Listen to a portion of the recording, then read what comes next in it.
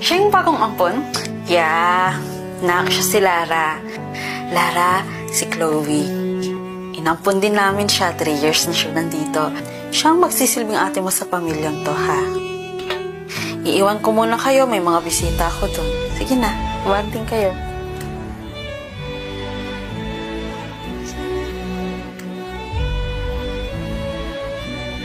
Chloe, anong ginagawa mo kay Lara?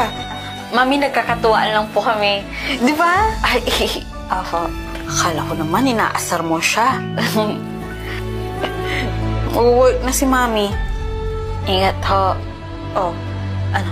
Di dapat ikaw nandito eh. Dapat yung kapatid kayo nandito eh. Lara, tinimplahan kita ng chocolate drink. Thank you, ate. Honey, napakaswerte natin na yung dalawang inampun natin kahit hindi magkaano-anong. Sobrang nagmamahala na parang magkapatid. Mapait ba? Sorry, mukhang asin yung nalagay ko eh. Sorry.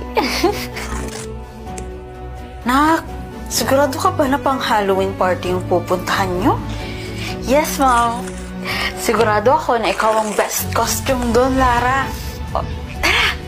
Ate Chloe, akala ko ba pang Halloween team yung pupuntahan natin? But bakit lahat sila nakaayos? Halloween costume? Sino may sabi? Hi, girls! Let's go to party! Na, Chloe, sigurado ko ba na hindi mo nakita si Lara? Ma'am, tinawagan ko na lahat ng kaklase tsaka mga kaibigan niya pero hindi nila alam kung nasan si Lara eh. Isang araw na kasi siyang nawawala na wala tayong contact sa kanila. Hindi ba kami naging mabuting magulang sa kanya? Ma'am, pero wag po kayong mag-alala. Sakaling hindi na po bumalik si Lara at iliyasan niya na po tayo, mayroon po akong kapatid sa bahay ampunan ng San Agoncillo. Pwede po natin siyang hanapin doon, tsaka pwede po natin siyang patirahin dito. Hello po?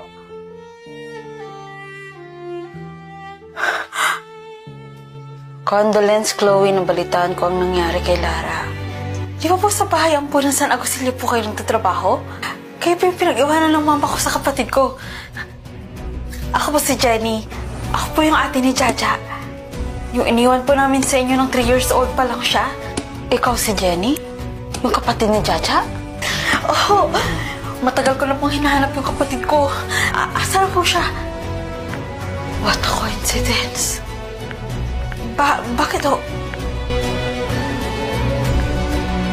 Nasaan po ba siya?